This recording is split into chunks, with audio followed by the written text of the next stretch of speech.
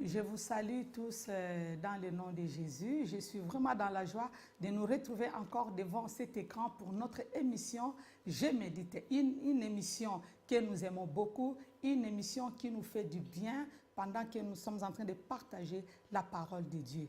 Mais avant de commencer notre méditation de cette journée, j'aimerais bien que nous puissions prier pour la parole. Inclinons nos têtes là où nous sommes, prions le Seigneur. Tendre Père Céleste, merci. Merci parce qu'au commencement, c'était la parole. Et la parole était toi-même Dieu. Et la parole est toi-même Dieu, Seigneur. Nous te disons merci. Merci parce que ta parole, elle est la source de notre vie. Merci parce que c'est ta parole qui nous conduit. C'est ta parole qui nous transforme. Laisse que ce n'est cette parole que nous allons partager, Seigneur, en ces moments où Dieu puisse affecter nos vies dans le nom de Jésus-Christ. Cher Saint-Esprit, je te lève au-dessus de toute personne qui est en train, Seigneur, de nous regarder et de participer à cette émission. Et que nos cœurs, Seigneur, soient inclinés, Seigneur, vers toi. Dans le nom puissant de Jésus-Christ qui est notre Seigneur et Sauveur, nous disons Amen. Amen, bien-aimés.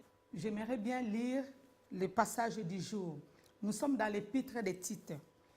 Tite, à partir du chapitre 2, du premier verset au 8e verset. Je lis au nom de Jésus, je suis dans la version Louis II. Pour toi, dis ce qui est conforme à la saine doctrine. Dis que les vieillards doivent être sobres, irréprochables, sensés, saints dans la foi, dans l'amour, dans la patience. Dis que les femmes âgées doivent aussi avoir l'extérieur qui convient à la sainteté, n'être ni médisantes, ni asservies aux excès de vin, qu'elles doivent donner de bonnes instructions afin d'apprendre aux jeunes femmes à aimer leurs maris et leurs enfants, à être sensées, chastes, occupées aux soins domestiques, bonnes, soumises chacune à son propre mari, afin que la parole de Dieu ne soit pas calomniée. Exhorte de même les jeunes gens à être sensés à tous égards, en te montrant toi-même un modèle d'œuvre bonne et en donnant un enseignement digne, pur, une parole saine, inattaquable, afin que l'adversaire soit confus et n'ait aucun mal à dire de nous. Ça fait du bien de lire la parole de Dieu, bien-aimé. En lisant ces quelques versets, l'apôtre Paul est en train de parler du devoir, des devoirs domestiques. Vous savez, dans la vie, nous avons des devoirs et des droits. Mais les devoirs sont une obligation pour que nous puissions nous appliquer. Amen. Il s'adresse à Tite, il dit, il parlait à Tite d'aller dire, d'aller donner des enseignements. Au fait, c'est un rappel. Un rappel dans nos devoirs domestiques. Pourquoi? Parce que c'est important aussi dans nos maisons, dans nos familles. Il est important que nous puissions avoir et savoir comment vivre, le savoir-vivre et la manière de vivre.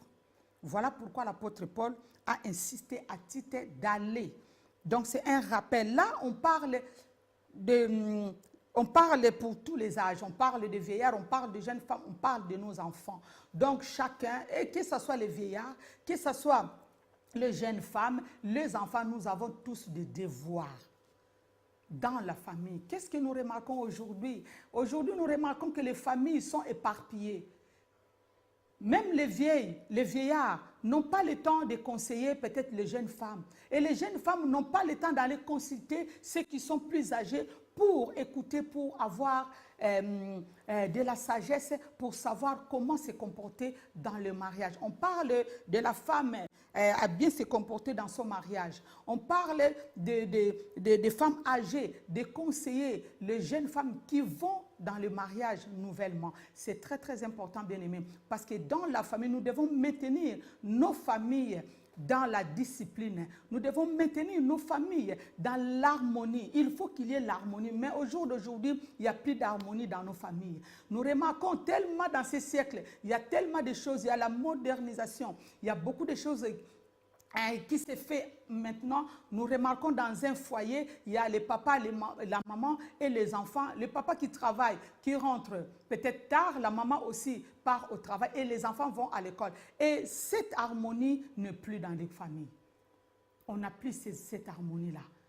Or, c'est très très important. Voilà pourquoi j'ai aimé ce que l'homme de Dieu, notre pasteur, a instauré dans notre système de prier, d'avoir un culte familial tous les lundis. Parce que ce culte permet aux familles de se réunir tous ensemble dans la présence de Dieu. De même aussi, en dehors de la prière, les familles doivent être ensemble. Même une fois dans la semaine. Si ce n'est pas possible dans la semaine, même les week-ends, nous devons tous se retrouver même autour de la table pour permettre à la famille de s'unir, de partager, même, non seulement de partager les repas, mais échanger aussi nos envies, de partager, de parler de nos journées, s'il y a eu des problèmes ou quoi. Et cela nous incite toujours à comprendre ce qui se passe autour de notre famille. On va se comprendre, on saura, est-ce qu'il y a des besoins, est-ce qu'il y a des problèmes, il y a des difficultés. Il y a beaucoup de familles qui ne font plus. Les papas ne parlent pas à son enfant. Quand il rentre au travail, les enfants sont au lit. Il ne sait pas qu'est-ce qui s'est passé à l'école pour ses enfants. La maman, quand elle rentre du travail, elle n'a pas le temps. Il y a des fois, la maman laisse même les soins aux enfants de préparer eux-mêmes leur nourriture. Nous voyons l'essence de la famille est perdue. Voilà pourquoi l'apôtre Paul a insisté pour les devoirs domestiques. C'est très important. Nous ne devons pas négliger cet aspect. C'est vrai, il y a la prière, il y a l'église, mais nous devons accomplir nos devoirs dans nos familles. Avant même de venir à l'église, nous voyons il y a des serviteurs, des servants de Dieu, même si nous avons du travail à l'église, mais pensons d'abord aussi à notre maison. Notre maison est la première église. Si nous accomplissons nos devoirs déjà à la maison et nous les faisons bien, il y aura la paix, il y aura l'harmonie et la main de Dieu, la bénédiction sera sur nous. Bien-aimé, toi qui es la femme, toi qui peut-être il y a des fois le travail te prend beaucoup de temps, tu n'as pas le temps à consacrer, même pour ton mari, même à tes enfants. Fais tout à régler cela, à harmoniser ta famille et ton couple. Prends soin de votre mari, prends soin de vos enfants. Prenez le temps de rester, de prendre un repas dans la famille. Combien de fois avez-vous eu le repas ensemble? Papa, maman présent et les enfants. Je crois qu'il y a peu de familles qui le font. Mais maintenant, vous qui m'écoutez, prenez ce temps, restez en famille, prenez le temps. Même si vous sentez que vous n'avez pas le temps, allez même au restaurant, même une fois par mois, pour vous retrouver en famille et prodiguer des conseils aux enfants. Et puis l'harmonie sera instaurée dans les familles. C'est ça aussi, ça fait partie de nos devoirs, de s'occuper de nos maisons, de nos familles, de nos enfants.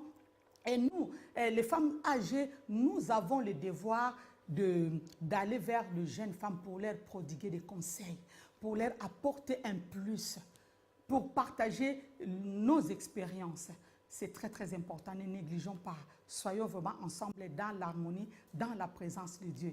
Les devoirs domestiques, c'est très très important à accomplir dans nos maisons. Il a dit, le verset 8, il a dit une parole saine, inattaquable, mais toujours dans la parole, afin que l'adversaire soit confus. Tout cela pour que l'ennemi ne puisse pas s'incruster.